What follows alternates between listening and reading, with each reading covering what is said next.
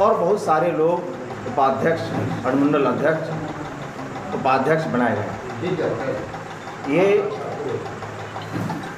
प्रबंधन जो जनसुराज द्वारा आज का यह बैठक आहूत किया गया था, उस बैठक का मकसद था कि अपने संगठन को मजबूती प्रदान करना और मजबूती प्रदान करके, क्योंकि 2 अक्टूबर 2022 को ये चंपारण के धरती से जनसुराज के सूत्रधार, जनसुराज के मेरे कारवां प्रशांत किशोर जी ने आंदोलन को शुरू किया था। व्यवस्था बदलने की दिशा में एक सार्थक प्रयास किया, जो चलते चलते बिहार के कोने कोने तक पहुंच चुके हैं। बहुत जगह अभी बाकी है जहां पहुंचना है उन्हें। मुझे इस प्रबंधन के माध्यम से, ये समिति का जो आज गठन हुआ है, इसके माध्यम से पश्चिम चंपारण में 9 विधानसभा निर्वाचन क्षेत्र है। मैं पूरी ताकत के साथ, पूरी कुव्वत और सलाहियत के साथ विधानसभा का चुनाव 2025 में जो होने जा रहा है, उस लड़ाई को लड़ूंगा और 2025 के चुनाव में 9 विधानसभा को फतह करके, चंपारण ऐतिहासिक धरती है, इनकलाब की धरती है, जनसुराज भी इतिहास को रचेगा। निश्चित रूप से मैं आपको विश्वास दिलाना चाहता हूं कि जो हमारे योद्धा, जो हमारे प्रबंधन के लोग आए हैं, मेरे साथ जुटे हैं, नौजवानों की जो ताकत मेरे साथ आई है, तो नौजवान जब भी करवट लिया है तो नया आयाम लिखा गया है, भारत के इतिहास बदला है। हमने देखा, आपने देखा होगा 1974 के दशक में, 74 में एक आंदोलन होता है।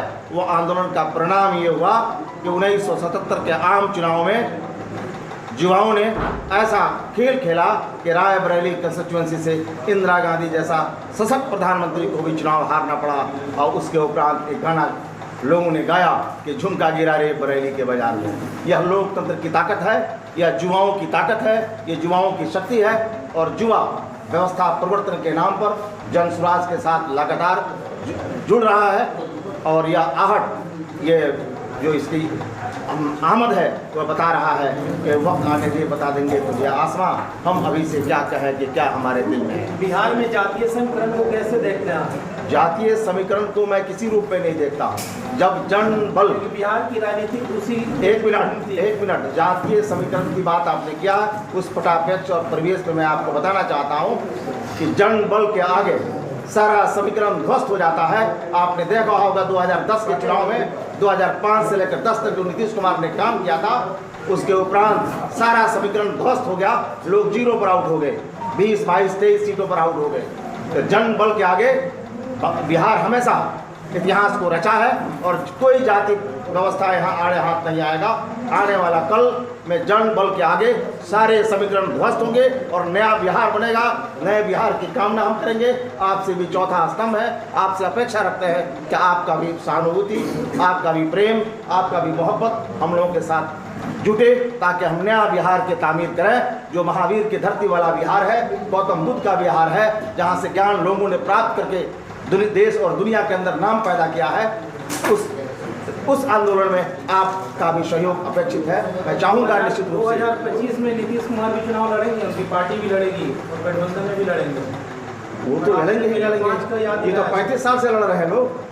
1990 से अब 2025 आने जा रहा है। आपको याद किया, वो 2025 में भी चुनाव लड़ रहे हैं ना? जी, 2025 का दृश्य तो आप भी महसूस कर रहे हैं। कातिल है मुहाफिज है और कातिल है सिपाही है। शीशे की अदालत में पत्थर की गवाही है, आप भी इसको महसूस कर रहे हैं। लेकिन मेरी पार्टी जनसुराज जो 2 अक्टूबर 2024 को बनेगी, वह ऐतिहासिक होगा और बिहार की व्यवस्था बदलने की दिशा में जो एक सोच लेकर हमारा नेता चला है, हम वोट मांग रहे हैं। ऐसा कहीं कोई वोट नहीं मांग रहे हैं। मैं वोट मांग रहा हूं बच्चों के मुस्तकबिल पर, बच्चों की शिक्षा पर, पलायन रोकने पर और सारी व्यवस्थाओं को सही दिशा पर ले जाकर खड़ा करने के लिए हम वोट मांग रहे हैं। हम वोट इसलिए नहीं मांग रहे हैं कि हम फला जाति से बिलोंग करते हैं, हम अगड़ा और पिछड़ा के नाम पर वोट नहीं मांग रहे हैं। हम आने वाला मुस्तकबिल पर वोट मांग रहे हैं, भविष्य पर वोट मांग रहे हैं। अकेला ही चला था जानिबे मंजिल, मगर लोग आते गए और कारवां बनता गया। इस रफ्तार के साथ चल रहा है। एक सवाल, नौजवानों की बात, जनसुराज के लोगों में पहले बांग्लादेश की क्या स्थिति है? तो मैं तो कह रहा हूँ कि डेमोक्रेसी पर जब आपके मौलिक अधिकार पर आघात होगा, आपके फंडामेंटल राइट्स को का अतिक्रमण होगा, तो वहाँ पर विरोध तो होगा। सर आपके जन स्वराज के लोगों पे पहले महात्मा गांधी जी का पिक्चर आता था, अब प्रशांत जी का जी नहीं, तो क्या? मेरे लोगों में तो है वही। देखा जाए। नहीं, कुछ ऐसा है जहाँ प्रसाद जी है।